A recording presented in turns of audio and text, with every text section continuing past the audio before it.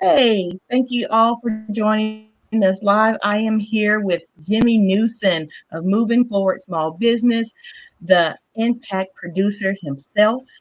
And we are here to talk about event management, time management, and how he produces so many events, so many different kinds of events all in one year. How you doing, Jimmy? I am good. It's a lot of fun. So no, I'm good. Preparing to go to Miami. So I'm a little bit stressed out because I got to get things done. I don't like not being out without my best friend, which is my computer, my main computer. And when I'm out on the road, I have to deal with the sister or the step cousin. So of the computer world. I understand. So, Sorry I about want that. to ask you a few questions, possibly nosy questions. Okay. No worries. What I like about you is always a good time. I learn things and I have a good time. But couple of nosy questions. Okay. How many events do you run in the span of one year? Because I know it's a lot. I actually don't Do you know the have exact that number? number. I don't know the exact number. I just know there's a lot. You know, if I like, let's just take right now. It's September 8th, 2023, and between last month and this month, hello Shade, Sade. Hope I'm saying that right. I Sade. I Mm. Sade. Okay, I this month, last month, this month, I started 5 series, and series to me are six programs or more per series. So I started 5 of them. So you're already looking at 30 plus events, and most of them are all 12 months or 12-week programs. So that's 60. And that doesn't include the Mhm. traveling. And I'll be in Miami for next week for a 2-day event where I'll be sharing. And so it's Donna K. Hi. So there's a lot of events going on online and in person. Jimmy, you're going in and out. Okay. How, all right. So is that Jimmy, I don't better? know if you can. Let me refresh again. I want to say yes. It was like almost every other word. Okay. Hold up. Let me refresh. Okay, no worries. I want to say hello to Donna Kay. Hey to Sade. Appreciate you guys being here. Right before I got on with Jimmy, I did the math myself, and I want you guys to do the math yourself also, because I put out a message saying over 100 events in a year, and I think we're already doing about 100. I wanted Jimmy to tell us his numbers because I know he's doing a lot more than me, and if I keep going the way I'm going to have a little over 600 this year. So do the math for your own events. Hey, Thomas, thanks for being here. Do the math yourself and let me know your numbers. How many events are you going to produce this year? Thanks, Sade. All right. Hopefully that's better. Yes. Thank you, Jimmy. Yeah. I turned off. I'm like, let me close a couple of these windows here.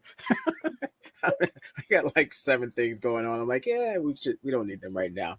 All right. So then I guess I have to re-answer that question, right? Yes, please. And so you How asked me many how many events have you events. done so far this year? Yeah. So the answer is I don't know. I actually haven't totaled them.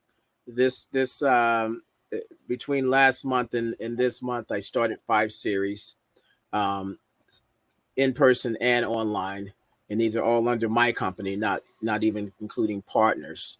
And there in my series, there's usually no less than 6, and as many as 12 per series. And some of them are 100% just what I'm doing, and the other ones can be in partnership with other organizations. So I just like to be able to drive the ship a lot, steer the ship. So you're going to be looking at least Okay. So, a more nosy minimum questions. 30 How do just you with know? those. Huh? Can you hear me? I was gonna interrupt you and ask how many are you doing for yourself and how yes, I can hear you. How many are you doing for yourself and how many are you doing for your partners? Last year I did a How lot do you with know how to partners. split it up? Because I know you got a lot of great ideas. Yeah. When it comes, it just depends on what's going on. Depending on if I do it with a partner or if I do them without a partner. And I, this year I'm doing more without partners. And that's because I needed a lot more events on the book because we're actively seeking sponsors, and I need more control over the events and the quality of the events. So I just took the initiative to put a bunch of programs together, and the programs themselves help me. When I don't look at any event as a one-off ever. I look at it as what can we do in regards to um, building what's the word I'm looking for, um, uh, longevity into that particular product, that event, and how can we continue to take that journey with those attendees that show up for that event. Jimmy, I don't know if you sorry, Jimmy. I lost you at a particular event. I'm sorry. Would you say it one more time, please? Okay, particular event. Now I got to remember what part that was. What did I say before that? No event, it's just a one-off event. All right, so yeah, it's yeah. I don't like to do one-off events. I prefer to create an experience, create a journey, and this is what I'm doing a lot with my partners now, is kind of pushing them more towards, even if we have to do a one-off event, what can we do beyond that? How can we add more value around this product? And yes, I guess I see I'm cutting in and out. I'm not sure um, why that is, and I'm sure it's quite Elle annoying. says you're not cutting out for her. I guess it's on my end. So I apologize, everyone. Oh, oh, good. Well, I'm not good, but I know I don't have. I'm trying to fix stuff, and I'm like, I don't know what to fix. So it's me. Hi, I'm the problem. It's me. Okay. So Um, yeah, go ahead. so now I want to know how do you map this stuff out?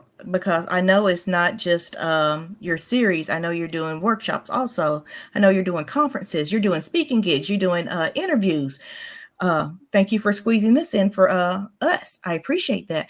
How can you back away and see like the higher view of all the things you want to plan in a year for all of Yeah, your great, events? great question. And I actually work from I actually have at least two calendars going at all times, and one is a master event calendar, because when earlier this around June or July when I decided, we had a sponsor. We're in the middle of planning a 10-city tour for 2024. So we're actively seeking sponsors, and we picked up a sponsor, and they were like, "This is great. We love it. We don't want to wait to 2024. What do you have?" So I was like, "Oh crap, we got to get some, because a lot of my partner events had started to end, so we were pretty light on for the month of May, June, and July with events, because I was focusing a lot on building out our community, and I'm like, all right, so I gotta dedicate some time to putting events on the calendar again. But instead of doing events, I started to rename them. So I don't call a lot of my events. I call them boot camps, clinics, things like that. And then as I started to look at all of the events that I had earmarked, I kind of like have things. I like to do a business plan program. I like to do a traffic lead generation program. So I said, okay, let's just go ahead and put a lot of these into play. And of course, yeah, I got my speaking here in the U.S. and internationally, and then I got programs coming up with partners. I had to start. I built out a calendar for that goes all the way to August of 2024. It actually goes to the end of August. And then I mapped out every single program that I had that had events. I mapped out all my partner events. and then I could see everything because I had to start to schedule, and I had to leave room for travel. I had to leave room to breathe. I had to leave, and then I had, I had to factor in holidays and all of this stuff here. So I had a so when I got this master calendar, I was like, so I could probably just go to that master calendar and total up and tell you how many events we got. But there's also a lot of impromptu things that come up as well. But now that master calendar is always there. And so a prime example of something that'll come up is I just got booked to do a keynote for a chamber in Staten Island on the 12th of October. So I had to go back to my calendar and make sure that it didn't clash with anything. So I use a master calendar that is specifically for events.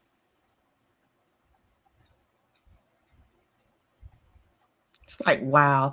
And for all of you who don't know, Jimmy's business, Moving Forward Small Business, and Jimmy Newson Consulting isn't about events. He's all about helping small businesses move forward. So he runs events to get business for himself and to help other businesses grow. So that right there is amazing, because running events to get more business, I love that. I always thought it was possible. And your master calendar, where'd you get an idea for a calendar just for events? Well, it came out of necessity. At the end of the day, I'm like, I have to map this out, because then I also had to map it out against the 2024 tour. And then this started to give me an idea of how I would start to pull together programs and events. So I'll break it down to you for a little bit more. So when I do series and I do series with partners, it's usually a 12-month engagement with me and that partner, and we do a once a month program. So we have to find usually the same day every month, whether it's the third Thursday of every month, the second Tuesday of every month. And so I mapped most of those five series I told you to that calendar. And then I had to map in the ten cities for next year. And then I realized that, some of the programming doesn't work for this 12 months framework, because two of the programs, one is how to get to 1 million visits in 12 months, you leveraging content marketing and AI.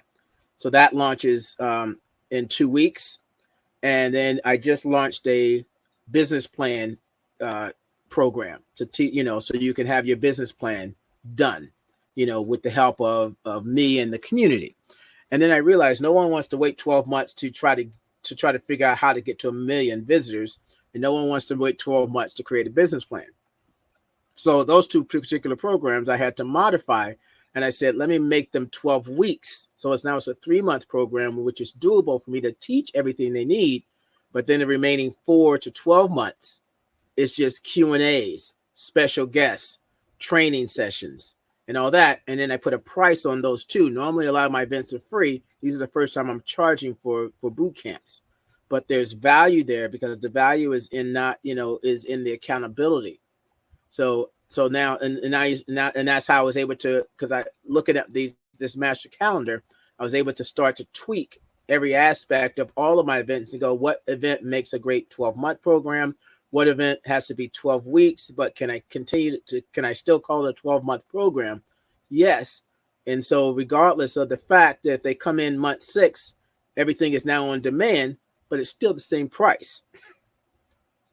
They just now can get access to anything that hasn't happened yet. I like that. I was just about to ask that, but you answered it for me. How do you know when to make it a year program or a 12-week program?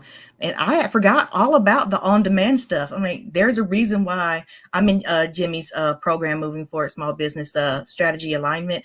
And there's a reason why you make those recordings. So all of you who are hosting events and are recording, there's a All right, you're freezing up there, Erica. I think you've completely froze. Hmm. Yes, Donna K. I would love to see you inside of the community. So, oh, she's back. Yeah, you kind of froze up for a good few minutes. I mean, not minutes, but I'm about sorry. 20 seconds. So we missed what you were saying. Can you say it again? So now I'm asking you. Yeah. So yeah, I was steady talking. Um, I was saying that I wanted to ask, how do you know when it was a 12-month program for or a 12-week program? How did you know that this content was going to make for a good community? And that's all I remember that I was saying. Yeah, no worries. And I can go deeper on that, and this is where the content calendar, the event calendar comes into play because, the reason why I ended up making one a 12-week with an extension for the remaining 9 months was because my calendar wouldn't allow me to do it in 12 months. But then I also realized that, I do a lot of programming for myself and for partners that are weekly, so it's definitely a little bit more challenging on me because now I got to show up every single week. When you got two or three of these things running at the same time, now you've got three times the commitment on top of everything else you're doing. And so, you know, looking at the calendar said, but then, and then I look at the beauty of doing a program that I originally had scheduled for 12 months to do in 3 months with, just sprinkles of additional events throughout the remaining 9 months. I now just freed up that 9 month section to not have to be somewhere where the 12 weeks are. And again, the program is now done, so I'm now free again to do other things. So I at the end of the day, I could have staggered them. I could have did one boot camp for the first 3 months, for, let's say third quarter, and then did another one, but at in first quarter of 2024. But I need content, and so I'm willing to push myself because now I have 3 or 4 programs, and I'll have 40 to 50 pieces of content, long form content that I can leverage like crazy, for membership drive, for like lead magnets, lost leaders to get people into the community, to leverage on behalf of partners, whether it's through licensing and things like that. So I'm front loading the content, and then 2024 we'll see what that looks like. All I can think about is the math. So three partners that you're doing events for. So that's 3 times 52, or yeah, 3 times 52 times 12. I don't know the answer. I just know it's a lot. It's a lot, And on top of and that, you're hosting your own community, you're hosting your own events, you're doing in speaking gigs still. So I wanted to ask, with all of that, how do you make time for resting? well, I'm a single guy, so I have the ability to do whatever I want, and I don't have to ask permission. So if I want to work till 2 in the morning, I work till 2, and I go to sleep. I wake up, I go grab a cup of coffee and a Pop-Tart, and I'm back off. And if I decide I don't want to work for the day, I don't. So I do have that freedom to do that, which unfortunately a lot of people may not have. Not that it's unfortunate. You got families and all that, great, and that's all fun, but I I'm single by design at the moment, because I know the focus I need to have. And the other part of it is about focus. I'm hyper focused. I'm all about structure and strategy. So it allows me to do more with less in a lot of cases, and I'm very stingy with my time. People want to meet with me. I need to know why. People invite me to events. I need to know why.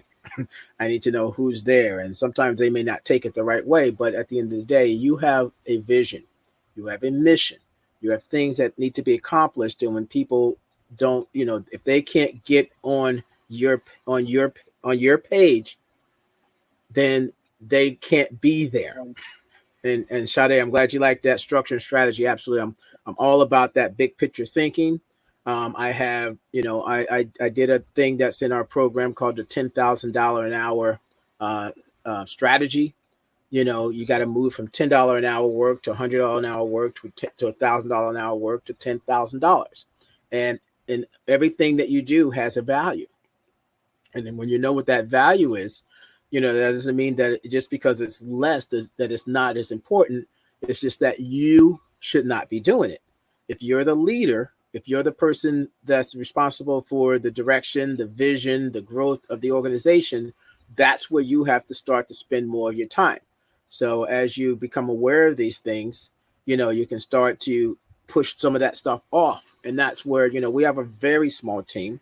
Most of my people go, well, how do you get so much done? Because I have partners, and I'm very clear on what our relationship should look like.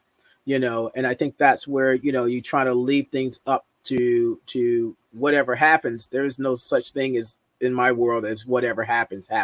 We need to be we need to be on point. We need to focus and go, what are we trying to do here? This should benefit everybody.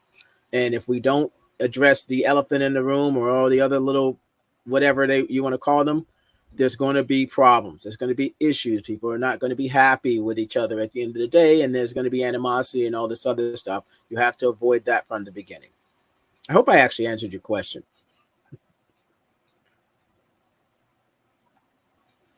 I think so.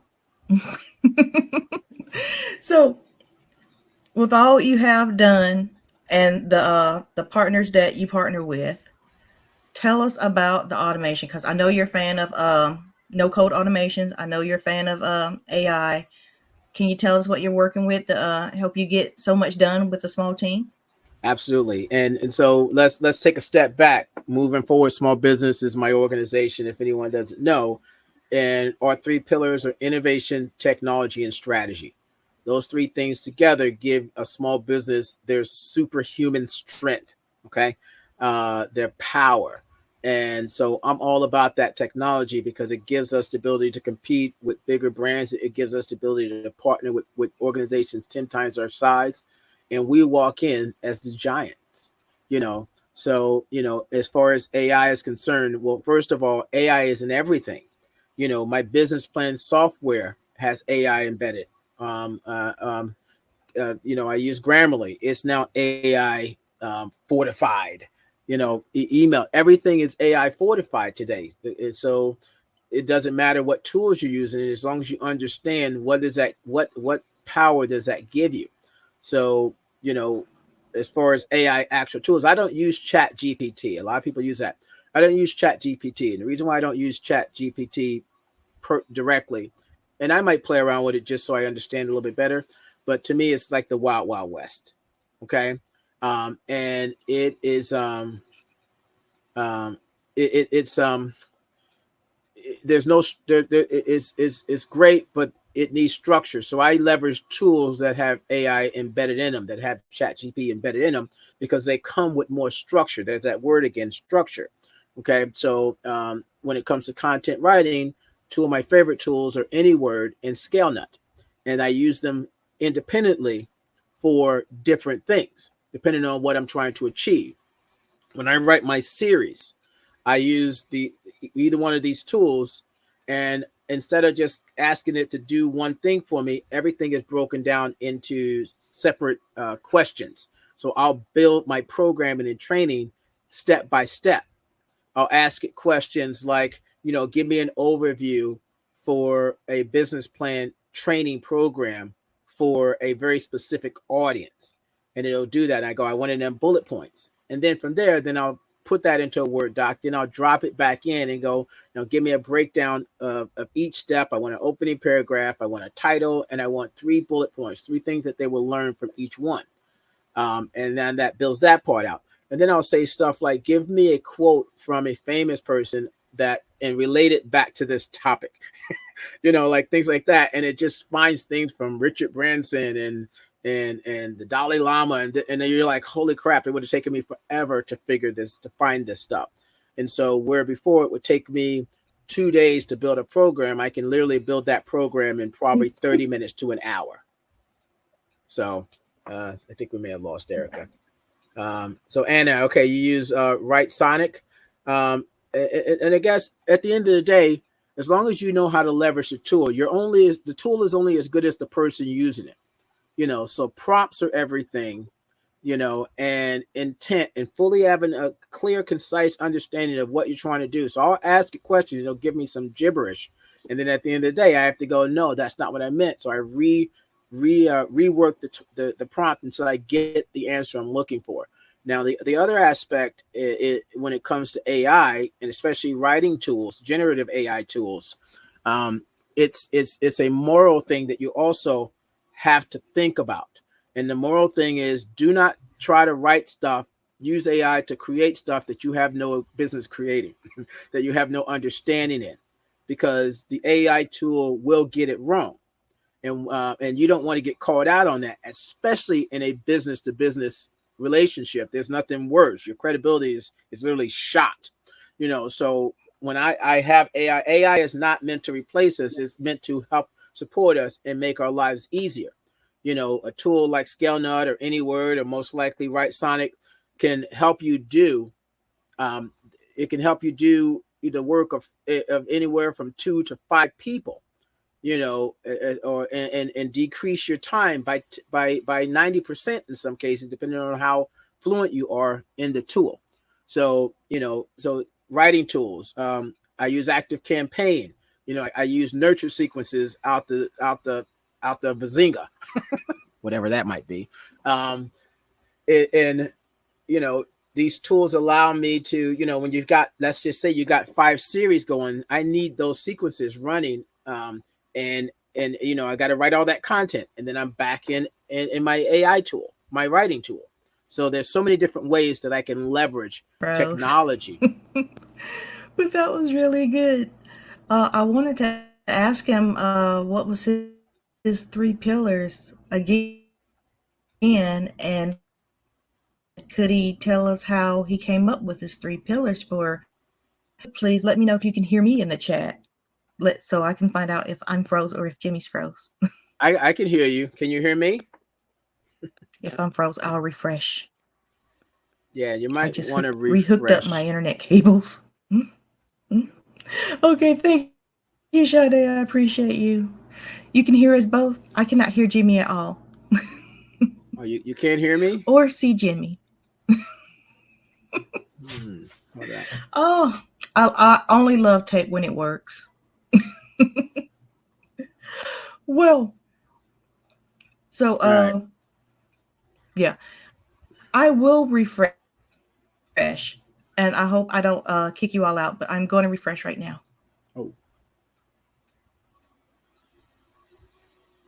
all right. I'm still here.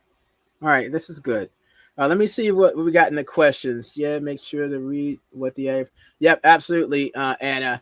Because at the end of the day, I was actually writing something the other day, and for some reason it kept pulling the wrong information. So I was like, and when I use AI tools, it is to kind of create some things for me, but it's really just to help me say it better and faster. So my prompts can be, can sometimes can be pretty intense, and then they can be very laxed. All right, so Erica, can you hear me? Are we good? Are you good? Yes. Sorry about all of that. Okay. And All I'm right. glad y'all So are all still right. here. So I heard your question about the 3 pillars. So I can do that now. For us, the 3 pillars are innovation, technology, and strategy. So I start with technology. Technology has advanced so much, it gives us small businesses an opportunity to play bigger. And when we're able to play bigger and we're able to do things, we experience new things, and our eyes are opened, and the possibilities start to become limitless. Because of that, innovation gets introduced, because now we're coming up with better ways of doing things. Maybe it's modifying a product, to be better, updating a service, changing up a service. What it started out at the beginning is not what is now it now is, because you've seen either a new demand for maybe a different market, or you've seen that you have to make some updates to it to accommodate the existing market. So there's your technology and innovation. Strategy is a thing that most people overlook. And at the end of the day, I've had conversations with major brands like Chase Bank and Bank of America and T-Mobile and all these other organizations. And no matter how big or small you are, the one thing that most people struggle with is strategy. They say, when it comes to having a strategic plan, of those that actually have a strategic plan, not the ones who don't, but those that do, 9 out of 10 actually fail based on Cascade, which is a strategy planning tool. 9 out of 10, and it's usually because of alignment. It's usually because of alignment and execution. Those are your two things. So we come up with these big plans like New Year's resolutions, but if we don't put an actual plan in place beyond the first month, which is usually when most resolutions fizzle out, it's never going to work. And then you're back to business as usual. You're back to focusing, you're back to chasing the carrot. We don't want to chase the carrot. We want to be the carrot.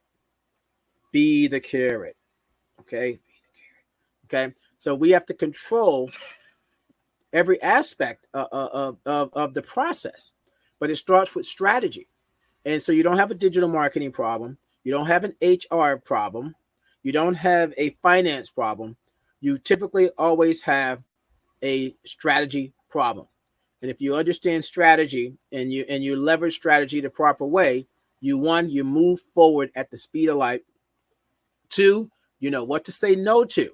Forget about what to say yes to. You know what to say no to, even when it looks too good. I don't want to say too good to be, but even when it looks good and it's actually perfect. I've gotten hit with some great opportunities, but my strategy says no.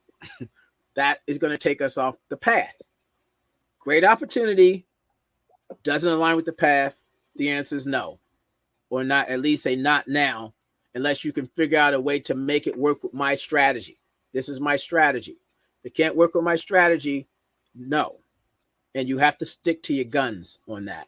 And so that's the 3 pillars. And these are the type of things we try to talk about.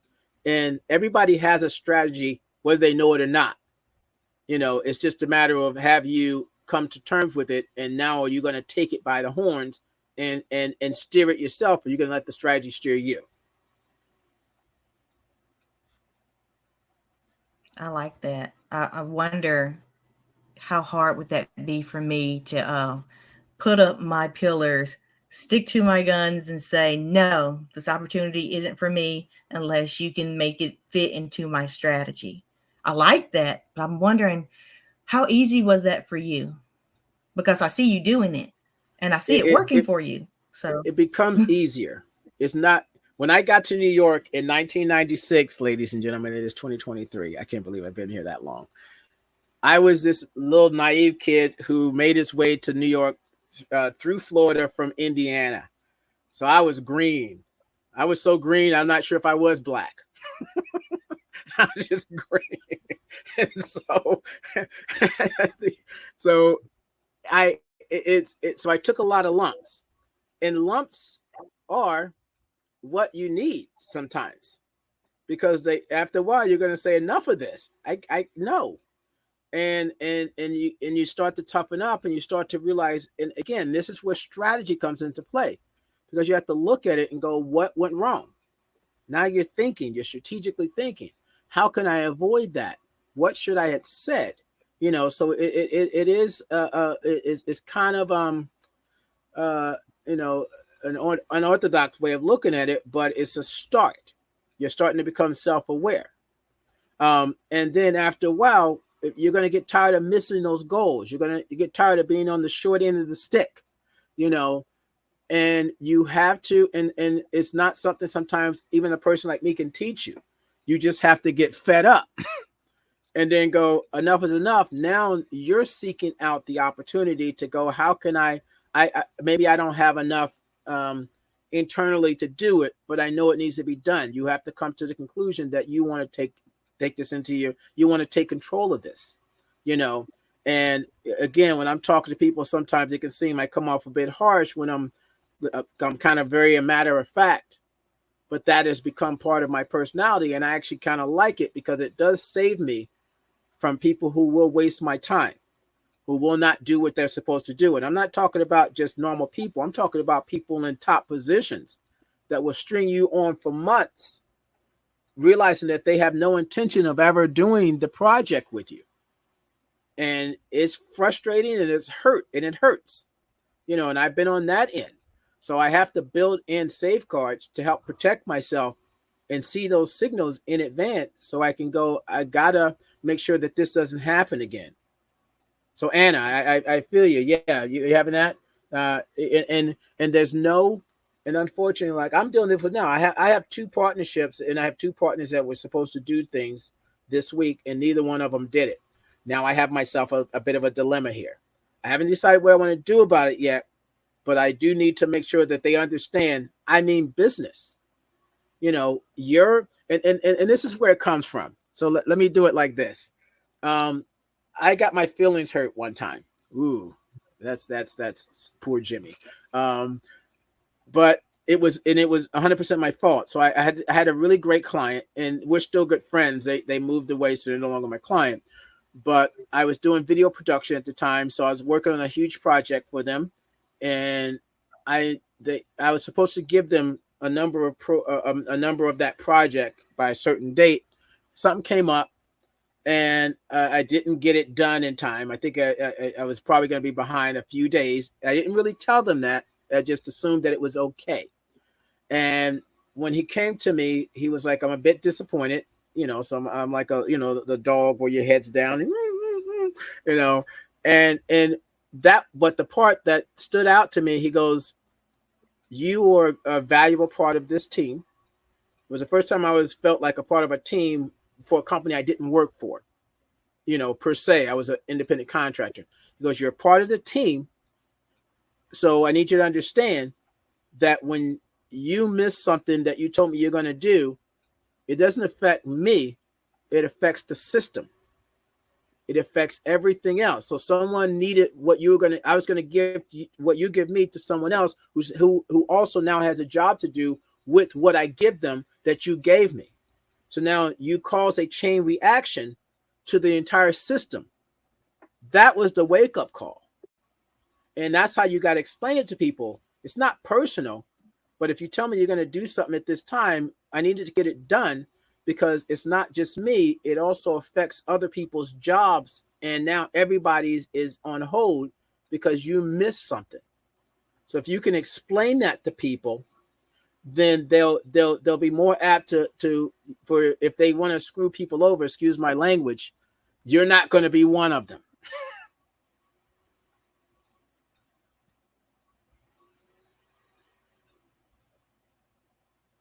You there? Erica, I like can you hear me? Harry's question.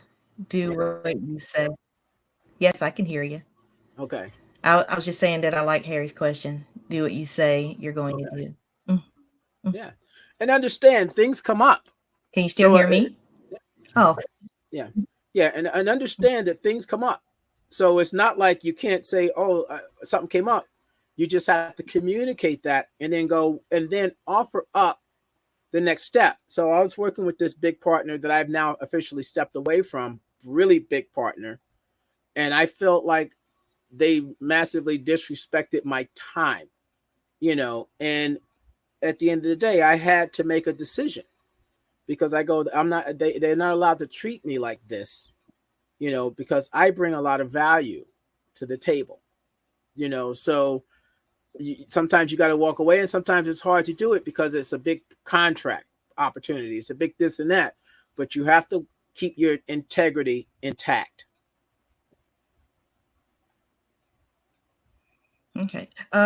I know it's almost time to wrap this up, but I want to squeeze in one more question. Yeah. You work with partners. Sometimes you seek them out. Sometimes they seek you out.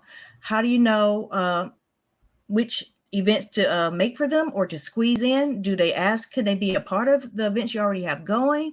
Do they request that you make an event especially for them when your calendar is already made up? It all depends. One, I always go back to my strategy. Strategy is always first. I look at my strategy, and that determines the one thing that always has to be constant with any partner is the audience. If you both have the same audience, there's an opportunity for a partnership. That's my take on this. So it's not written in stone, but it is written in my stone.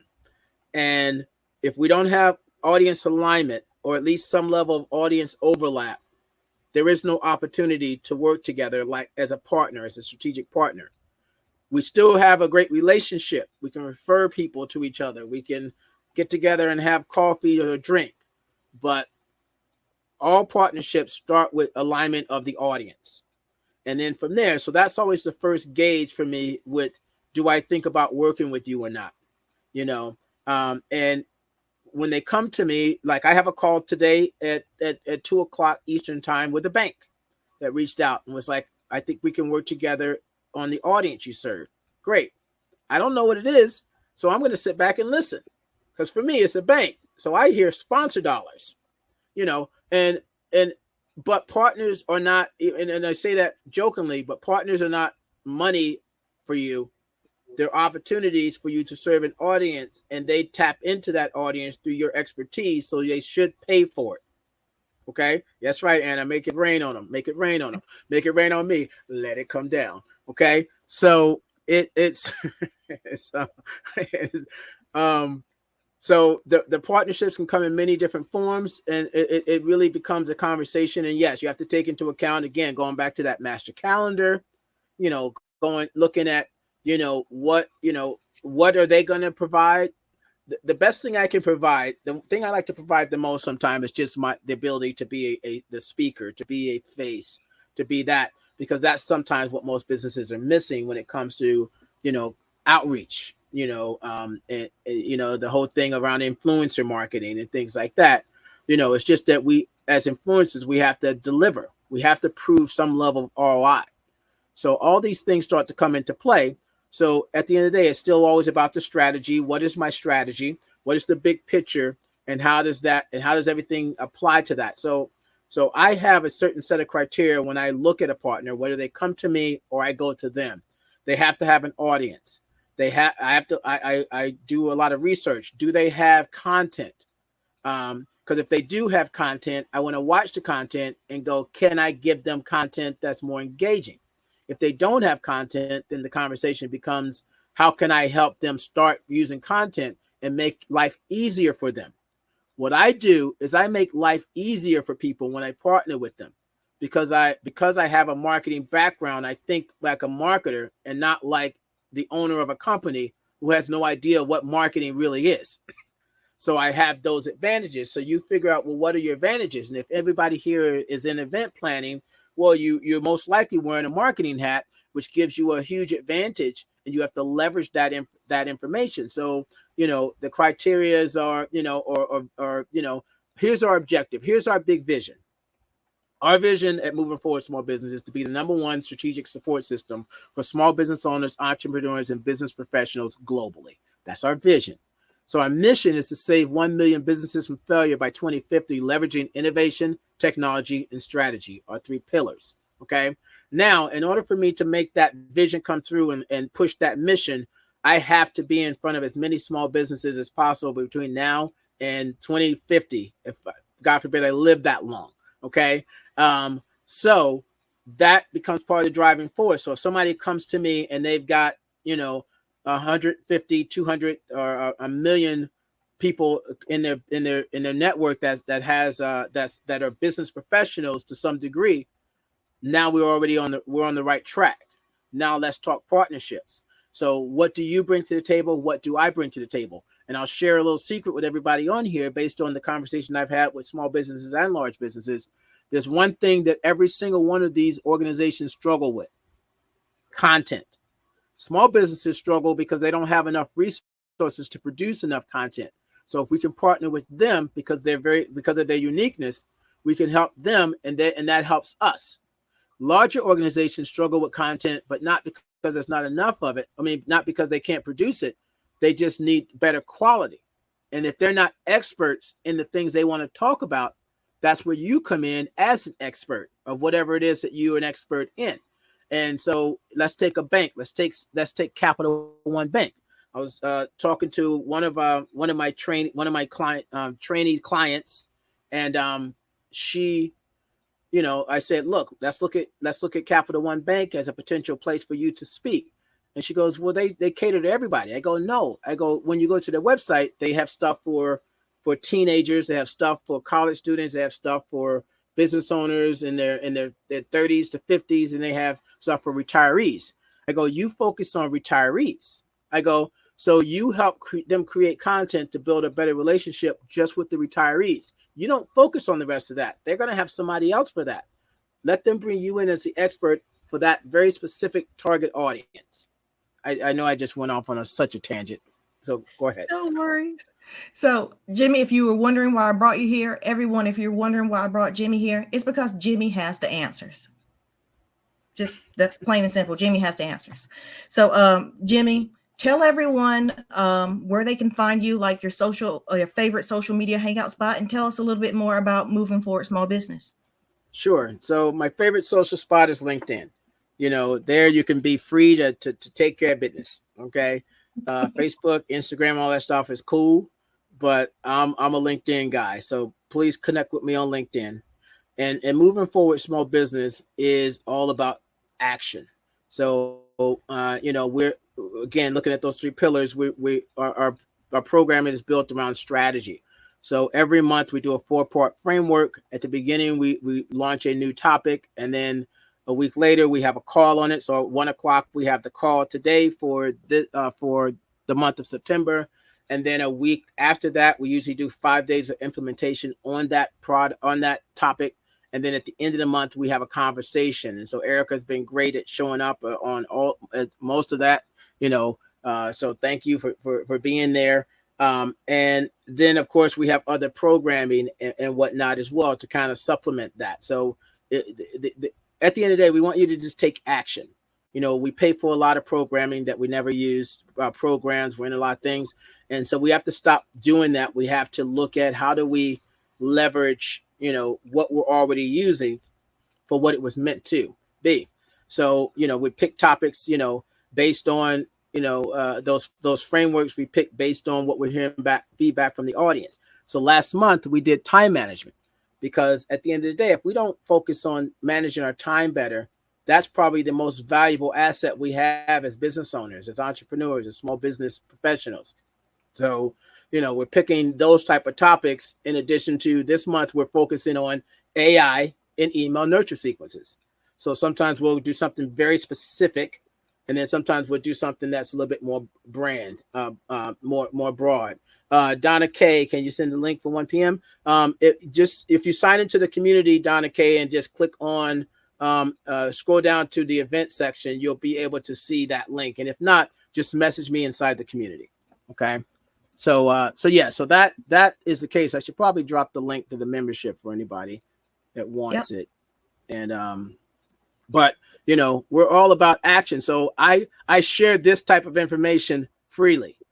I don't hold anything back. You want to talk about sponsorship? Let's talk about sponsorship. You want to talk about, how I set a certain deal up? I'll talk to you about it. So it's not a secret to me. I feel the fact that I can share this, it will help everybody become better business professionals, help you get there quicker. So it's about community. It's not about, you hoarding the information. I wish I had known half the stuff I know now. If somebody had taught it to me, I had to figure it out. But we want to help shortcut that. Well, everybody who's watching via live stream, watching the replay, thank you. And if you want to see more cool people like Jimmy Newson, you have to join the virtual Summiteers, because not only is Jimmy here, the people in the chat are also amazing. So we're going to leave this stage right now, and everyone that's here with us, go to the schedule, and you'll see a button that says interactive Q&A with Jimmy Newson, and we're going to go talk to Jimmy face to face. So if you're watching the recording or the live stream, you had to be here with us live. All right. See y'all. Interactive Q&A with Jimmy Newson.